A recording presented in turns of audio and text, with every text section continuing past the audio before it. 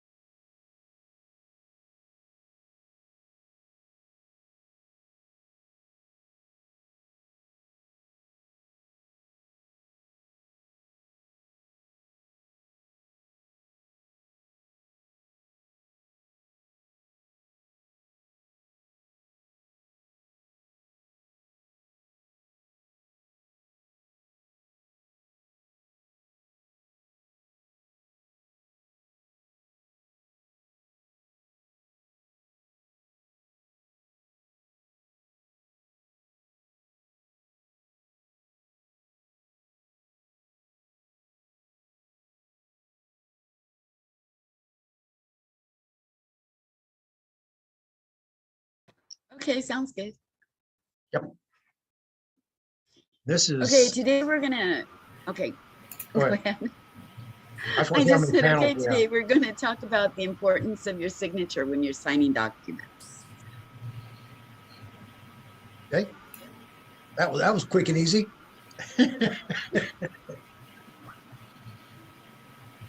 Okay, so in part one, we started touching on trust and what trusts are. We also were talking about court cases and what offers are. There we go. There's my course. So I sent mine home. Yeah, exactly. So we also found out that your signature is what creates the grantor of the trust. So if we do not step forward and take control of the trust, then we are going to end up with a court case or some other case like a collection agency or something like that. And they're going to be the executors of the account. So understanding trust and how they work is the most important aspect of getting out of debt and discharging debt with the equity that's in the trust, which is actually credit. Those would be your credits on account. Correct. Okay, panel 3. Okay, so here we have everything we sign as a document becomes the grantor of the trust. Every day we're doing banking, believe it or not. We had no idea we were doing banking. So if you actually realize that everything comes in the mail box comes under a UCC Article 3 as a negotiable instrument. However, this is an incomplete instrument and it falls under Article 3-115. I touched a little bit on that one yesterday. You mean Section 3-115? Yeah, I always call them articles, I don't know why. I just Okay. get used to calling them articles, but yeah, you're probably Yeah, right. It's probably section 3115. they are sections, Exactly. yes. Yeah. So kind of clarify so there's no confusion and we don't get bombarded with their sections, not articles. That's what we have. So there we go. Okay. The reason it's an incomplete instrument is it's a negotiable instrument and it's looking for a signature to make it complete. Once we sign our signature, this is an incomplete instrument and now becomes a negotiable instrument that the company can add words to, or it can add documents or whatever they want to the end of your signature. The reason they can do this is you just gave them the authorization by the way you signed your document. You actually created the incomplete instrument into a negotiable instrument and you send it back to them. This allows them to add whatever they want. So at the end of your signature, they could add a number, they could add another document, they can add anything in the world they want after signature. So you failed to identify yourself when you signed the document. You left yourself wide open for liability and becoming the grantor and the trustee of the trust. Right. And we went over this in the first video where, like the easiest analogy is when you flip over a check to endorse it and everything underneath your signature is left open for them to stamp whatever they want to stamp on it. And for some of us who are old enough to remember when our parents had a bank account, at the end of at the beginning of every month, we always got a fat envelope in the mail that had all those canceled checks that were returned to us. Now they're not returned to us because they're sold on the open market as mortgage-backed securities. Right, because you signed them with your signature on the bottom, and the line where you're signing every check, it basically says so in the most minuscule lettering that it's really hard to read unless you get a magnifying glass to see how you're signing your checks. Right, micro printing. Yeah. Okay.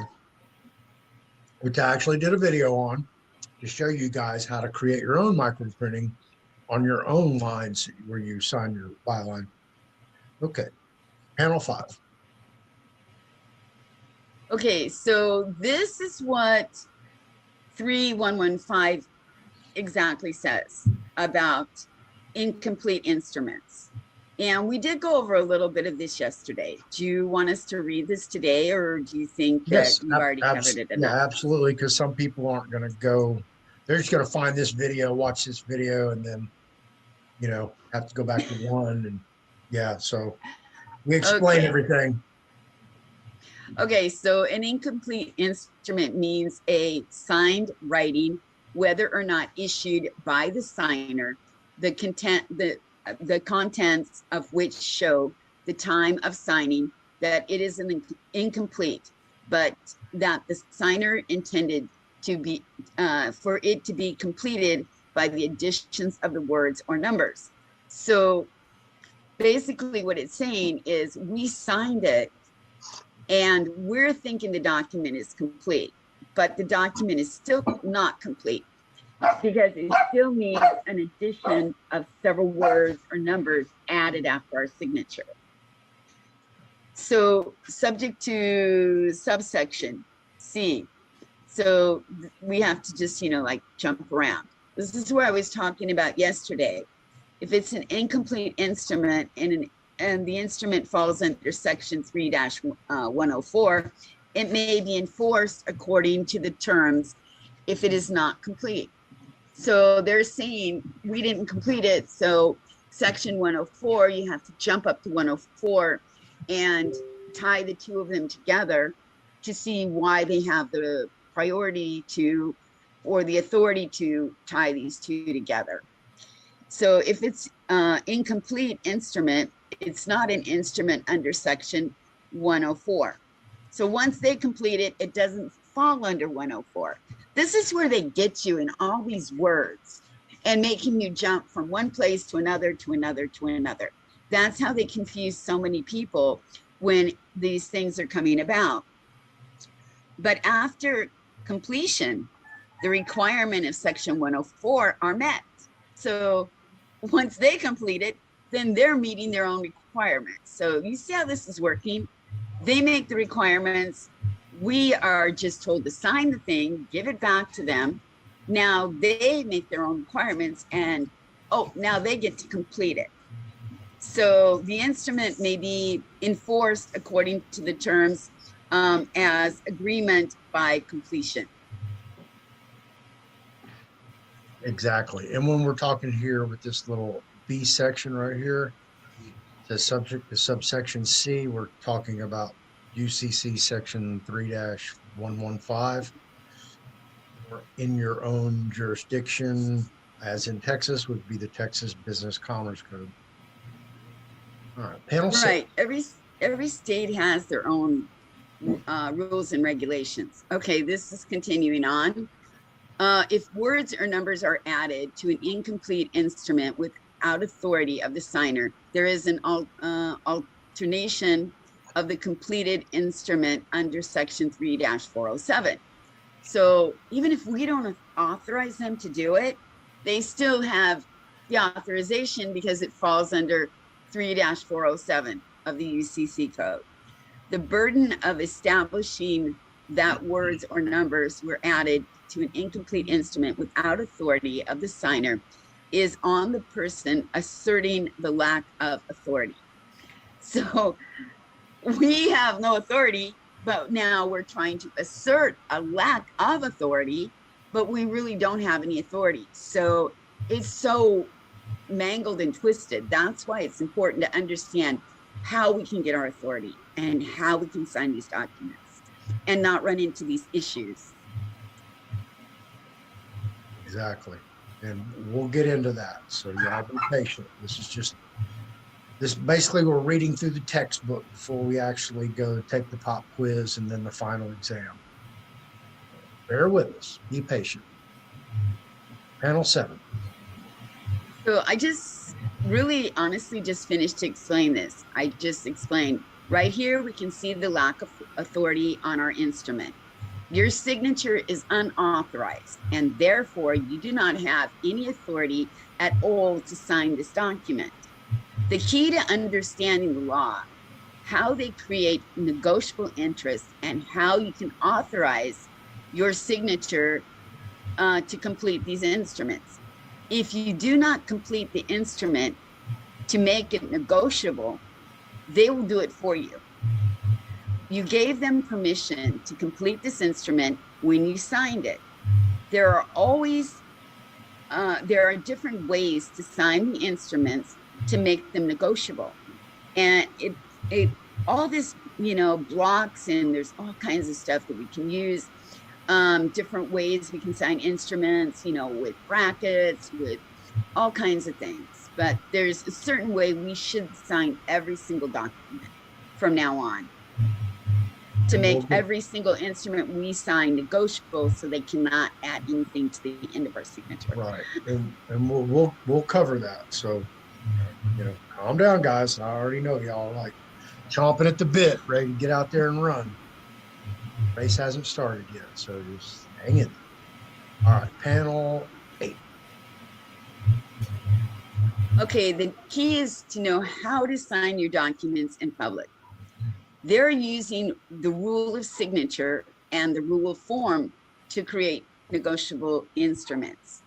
If you just sign your name on a document, you have just signed a dead instrument, or what is considered an unauthorized or unqualified signature. When you just sign a document, you have given them carte blanche, which always allows them to accommodation signatures and access to your accounts. Exactly.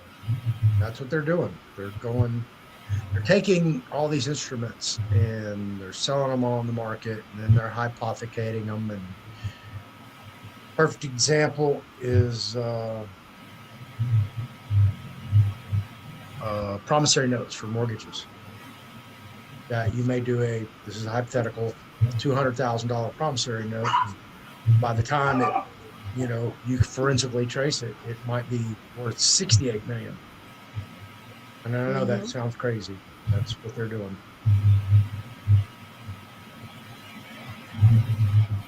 So we need to learn how to play the signature game, guys. This is the most important part.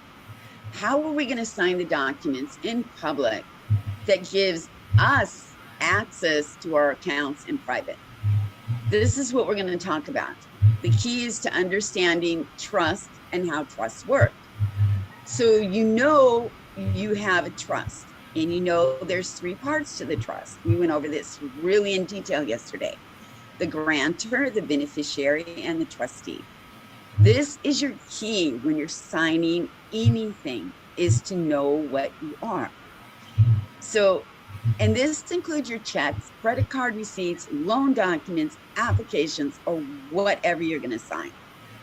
There is a really simple way to just add a title just before your name that gives you yourself full access to these documents, and it blocks them from gaining access to your accounts.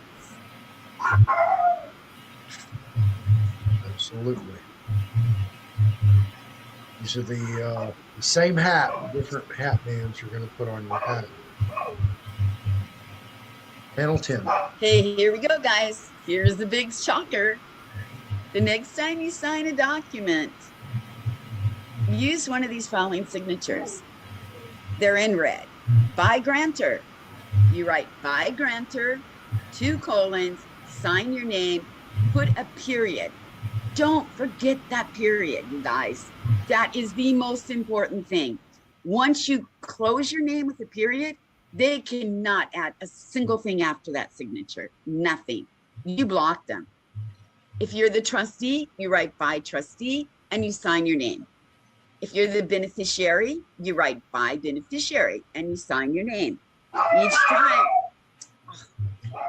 got dogs in the river today. They're just giving some shout outs. Yeah, exactly. So, and we do have authorized representative. So everybody's heard about, I'm an authorized representative. Well, kind of no, you're not, unless you have done the paperwork to become one.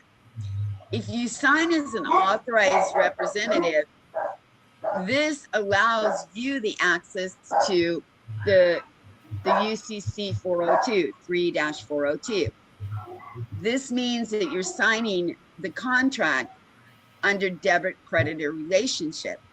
And you can also apply the signature to a trust by using the IRS Form 56, which allows you the function of a co-trustee.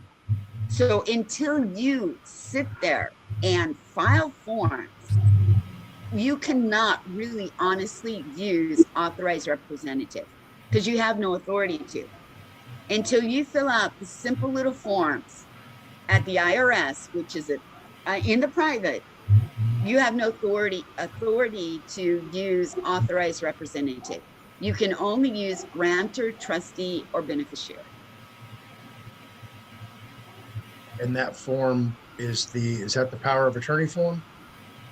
No, actually, it's an estate form giving the authority to a person's signature to be the authorized representative of your trust.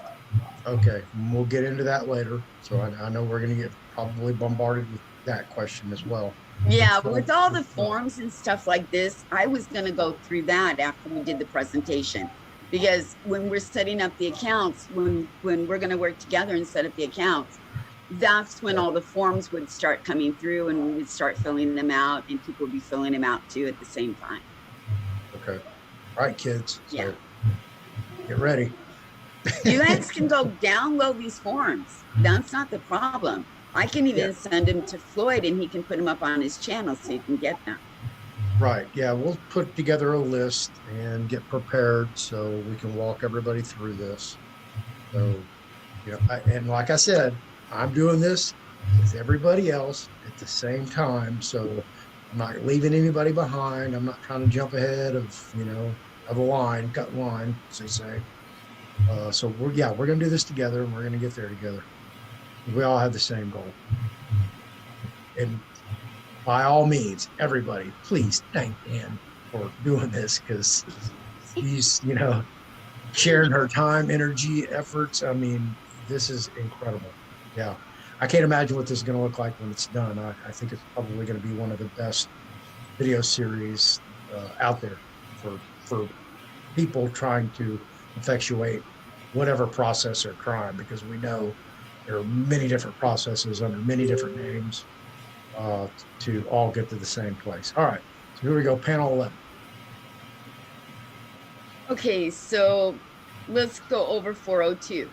So using what I just got done saying, using authorized representatives gets us access to 402, which is under the UCC codes. If a person acting or purporting to act in a relationship signs an instrument by signing either the name of the representative person or the name of the signer. So that's what it means when you're signing as an authorized representative. You're signing the representative's name or you're signing as the signer yourself. So you have to be careful when you're signing these documents, and just don't go in and say, I'm the authorized representative unless you have the paperwork. So the representative person is bound by the signature to the same extent the representative person would be bound if the signature were on a simple contract. See how the words are twisted, guys? If the representative person is bound, the signature of the representative is the authorized signature of the representative person, and the representative person is liable on the instrument whether or not identified in the instrument. So be careful, guys. You're going to sign things that you don't know what you're signing, and you're going to sign them as authorized representative, and you haven't filed all the paperwork. You're still going to be as liable as anything. They're just going to walk right over the top of you. So if a representative signs the name of the representative to an instrument and the signature is an authorized signature of the representative person, the following rules apply. Now, this is where it's going to get really long. There's so many rules that are going to apply to this. So let's go. All right. Panel 12. Here we go with the rules. Okay. If the form of the signature shows an ambiguously that the signature is made on behalf of the representative person who is identified in the instrument,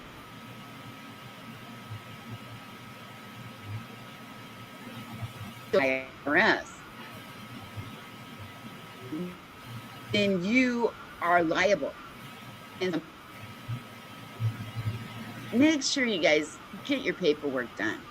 So here we go. Subject to all this crap again. See, if I, the form, the signature does not show unambiguously that the signature is made in a representative's capacity, or the representative person is not identified in the instrument, the representative is liable on the instrument to the holder in due course that took the instrument without notice that the representative was not intended to be liable on the instrument. We respect to any other person that the representative is liable on the instrument unless, oh my goodness, something's blocking my screen. Sorry about that, guys.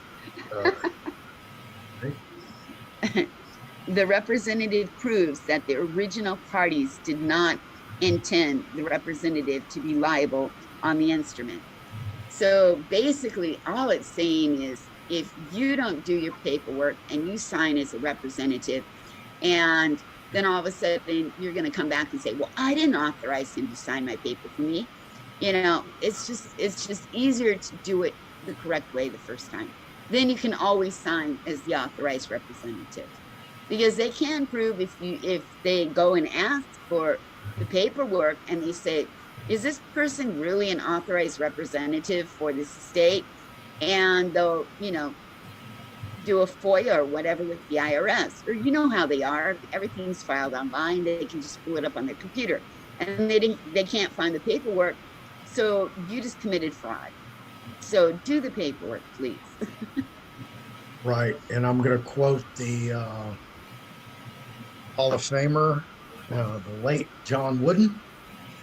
If you don't have time to do it right the first time, when are you going to have time to do it right the second time? Let that sink in. All right, panel 13. More garbage or more.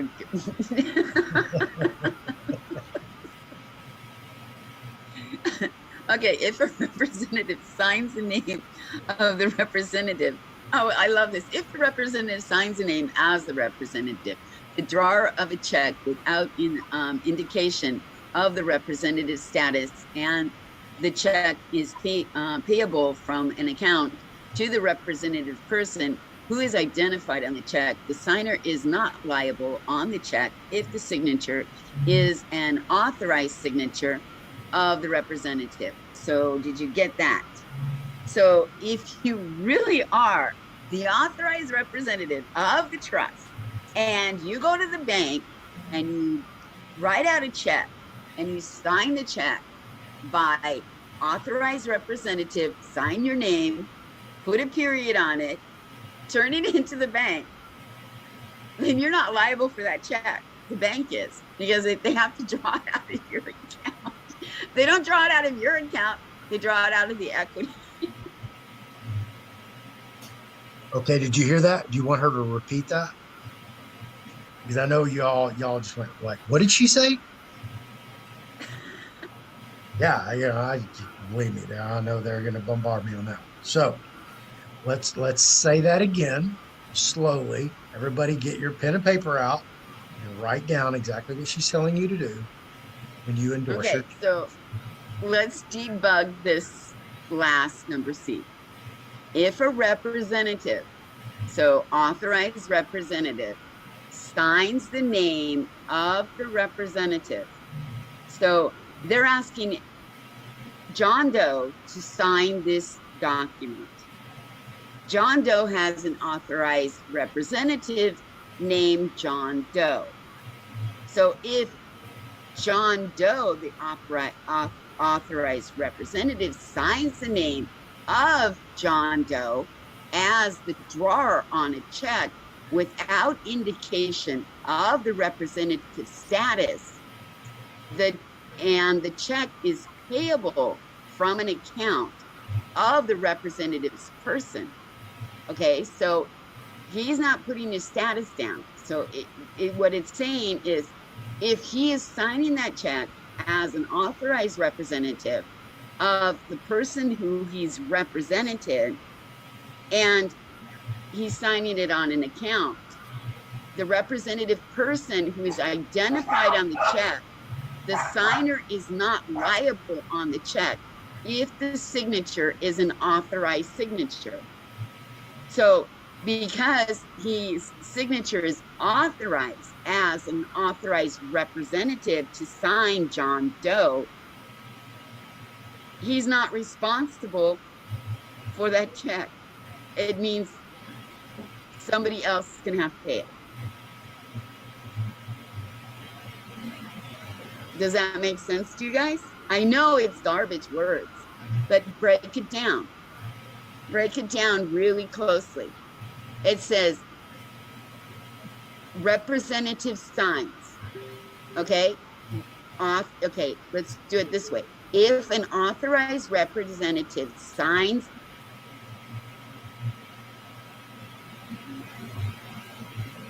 the name as without indicating the trust status, and the check is payable from an account of the trust or the person who is identified on the check. So the person identified on the check is written in the corner, who owns the check. So if the signature is authorized, okay, my signature was authorized to sign as authorized representative and LeFlore, period. Because I filled out the IRS form 56.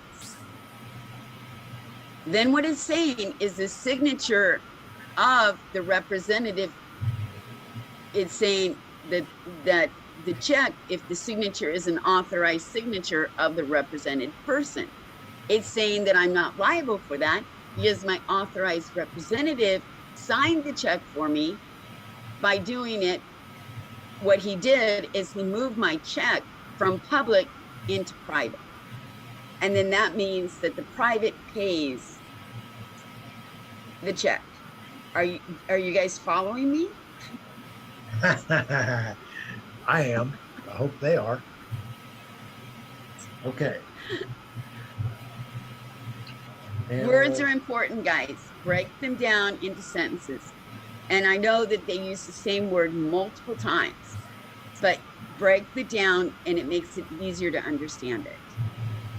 right. Okay. I'm going to. So by using our titles when we're signing documents is what brings us out of the public and into the private.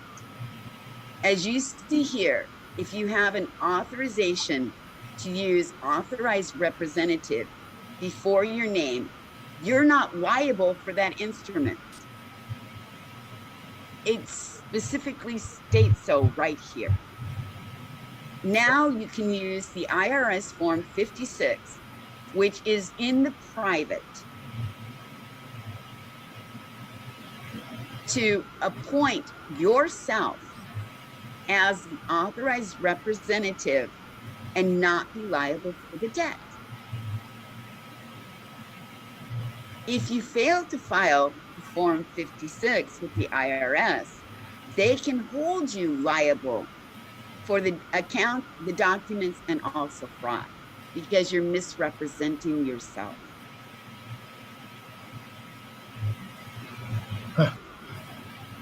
Misrepresenting yourself.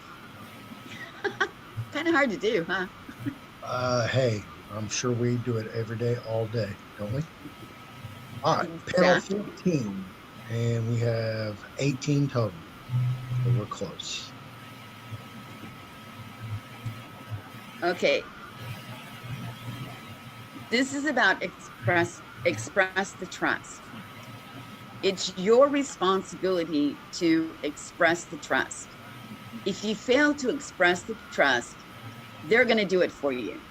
I just have to keep going over and over and over this because it's so important. Once you have given yourself the appointment as the authorized representative by filing Form 56 with the IRS, you now become the trustee's assistant and you have all the rights to pay the bills by using the credit in the trust account. After filing the form with the IRS, you are no longer considered a debtor-creditor in the contract. It's important that you submit this form to appoint yourself as the authorized signature for your trust. So if you set up a trust, got your EIN, went to your bank, just an example, Wells Fargo, and opened up a trust account, non-interest bearing account, would you need to go in with that or behind that with a Form 56 to appoint yourself authorized representative? Once you open your trust and you get the EIN number, the next thing you honestly should do to make sure you do it is file the Form 56. It doesn't take very long. Right. Okay. And we'll do a video just on, on these forms. So be patient. I haven't done this, but I did go into my bank yesterday. Today. God, everything's such a blur. I spoke to the manager, and because my account representative wasn't there, and I went to set up my trust bank account. God, it's going on 2 weeks now. They still haven't Oh, sent. it's okay. I have a trust package that somebody who I was working with Bonds for the Win.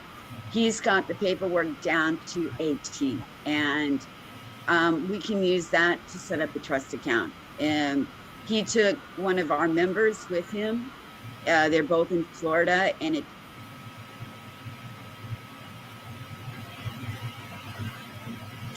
took them and to fill out the paperwork. Right. Yeah, I have an excellent trust package. Oh, we'll get there.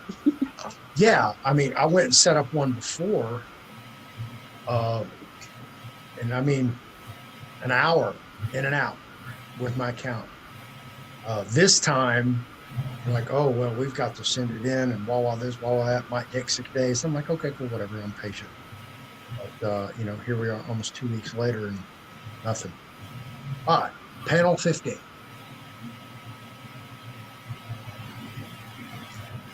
So, what is the key?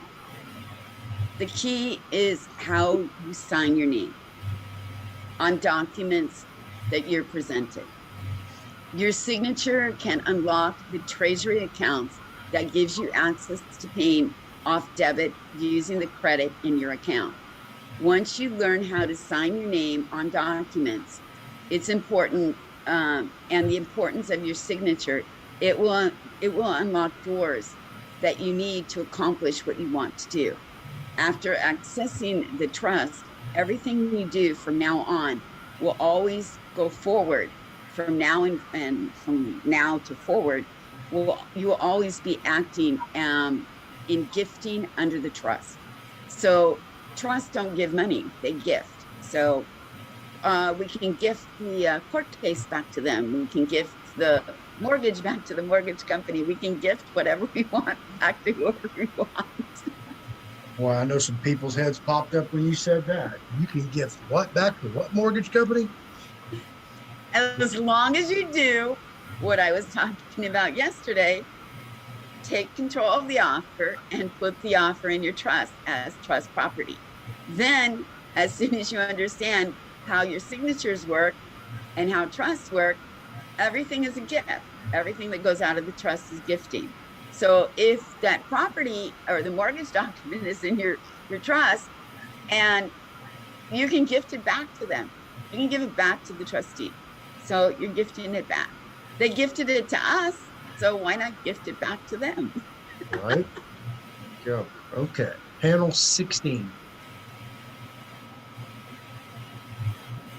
So let's go back and see when were trusts created. America was formed on trust and trust law. From the beginning, each state had created their own trust for the states. So each document in each state is a trust. The government elected people who were elected that we put in office. They were the trustees of the trust because we were always the beneficiaries. The people who lived in the states were always the beneficiaries of the state. And in 1912, when they started to register births, that's when the estate trust started to be created. So we have states create trust. The elected officials of your states are trustees. Our birth certificates create estates. Don't get them confused. One starts with an E, one starts with an S. Okay. And do not for a minute think that 1912 and 1913 don't have a purpose, because you don't know, in 1913 the Federal Reserve was established, and they started that in 1911. 1912 they had it finalized, and just it was a matter of selling it to everybody to get it to fruition. And in 1913, oh, I thought it was a matter of sinking the Titanic. yeah. Yeah, we had to get some people out of the way. So yeah, that's no coincidence, folks, that that happened. And of course, in the 1921, we have the Counter Shepherd Maternity Act, which required all babies born to be registered with the county of their birth. Oh, and the same year is when Congress literally handed the U.S. Treasury Department over to the, the U.S. Treasury Department over to the Federal Reserve. Yeah, Literally gave it to them. that was That 19. happened in 1920, 21 too. Okay. And panel 17. So, however, in 1933, when the government removed all the gold and gave us the Treasury promissory notes to use as money, this was a time that trust became wildly used. And we had no idea that everything we did in our lives was actually a trust. At this time, the government wrapped everything in a colorable contract that hid them into trust they created. So everything, every piece of paper you sign, everything you do, it's wrapped in a trust. Every single signature. They collect these signatures because your signature is worth billions of dollars.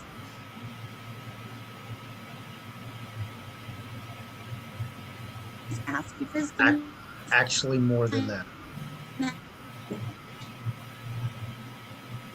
I've actually seen mine, and it was right about $1 trillion. Can you sign this? Can you sign that? And everybody just signs it off. It forms the corpus of the trust. Right? Oh, we got a misspelling right here. Cursed. Oh yeah, it should say res of, and it just says O. Oh yeah, right. Okay. Yeah, right there. Go back and fix those before I post them. All right. Last but not least, the final panel. Everybody ready? What's behind door number 18? Okay, so here we go. Here's the summary, guys. So in the public, the way you sign your documents determines who you are. If you sign your document, just sign it, you're signing for a dead entity. You are a grantor and you're creating a trust. Your signature is super important and it needs to be stated before you sign your name. So whatever your position is. So guys, I mean, if you don't have your authorized representative, sign as by beneficiary, because it still means you get the benefits of that signature. So don't, come in and say, always use authorized representative, because you don't need to. You can even sign by grantor. A grantor creates the trust, or you can sign by trustee. But if you sign by trustee, that means you're liable. So it's better to sign by grantor if you want to create a trust, or by beneficiary if you want to benefit from it, or actually do the paperwork and become an authorized representative. So this is what it's all about, guys. It's how you sign your name and what you're going to do. So from now on, when you go to sign anything, sign a check. Until you get your paperwork done, put down by beneficiary, 2 colons, sign your signature, and don't forget the period at the end of it. If you endorse the check at the back of it the same way. If you sign a contract for a car, sign it the same way. There's also other ways that people have started signing their name. It's called the 4 corners box. So we know the 4 corners rule, do we not? Explain it, because even though I understand it and other people might as well, the way I present these videos is, hey, I'm like 6 years old, so talk to me like I'm 6 years old. Okay, so the 4 corners rules means we have a box. The 4 corners rule means we have a box, and the box sits on a piece of paper, but the box is boxed off. It doesn't belong to that piece of paper. So anything inside of that box is just there but it doesn't belong to that piece of paper. It's like a separate entity. It's called the box rule or the four corners rule. So you see in a lot of these documents that we're signing, it'll have a huge box, and inside the square box, it'll have name, you know, first name, last name, it'll have social security number, whatever. That's a box. So whatever's in that box is the only thing they can use from that box. That's what's called the four corners rule. And when I say a signature, if you draw a box or a long, you know, not triangle, a long rectangle, and you sign inside the rectangle, guess what? You just use the four corners rule. You use their rule against them. So your signature cannot be counted on the document. That's a good one if you're getting a traffic ticket. I mean, I shouldn't say that, but this is how it works. Because you realize when you get a traffic ticket, the policeman signs above your name or above you, and he's the one who's signing the name. So when you sign your name, what you've done is you've accepted the debt. You've taken the liability away from him, so he doesn't have to pay it. So every time a policeman writes a ticket, he's trying to get out of that debt. And the only way he can do it is make you sign that ticket. Once you sign the ticket, he doesn't have to worry about the debt any longer. So if you draw a square box, or you write by beneficiary, draw a square box, sign your name on the ticket, guess what? He's liable for the ticket. It's just the way it goes. Understanding the rules of the game and playing the game is how it works. So don't argue with the policeman. Be happy to receive that ticket and just give it back to him with a nice box around it and your name signed in it, and court will just throw it out, or the policeman will be liable for it. It's one way to start, you know, doing some checks and balances on police when they get overzealous for writing tickets. You can start, you know, like giving them back to them by just doing the four corners rule. And there's another video, kids.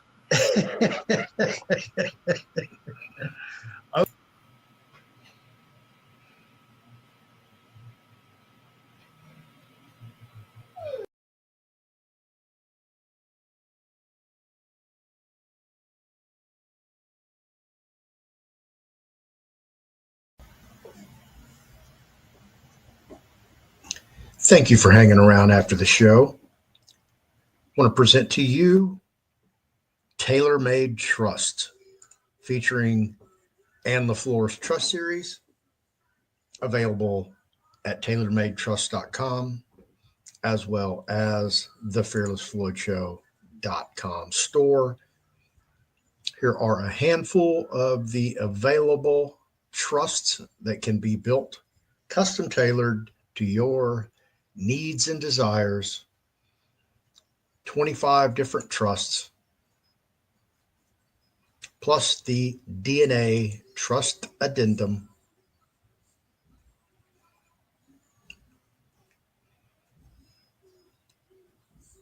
And as always, LeFlore's classic trusts and ancillary classes,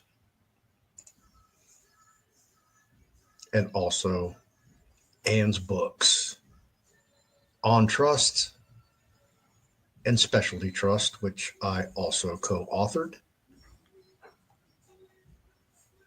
If you'd like to get a class, a book, or have a trust custom built for you, always available at the fearlessfloydshow.com store.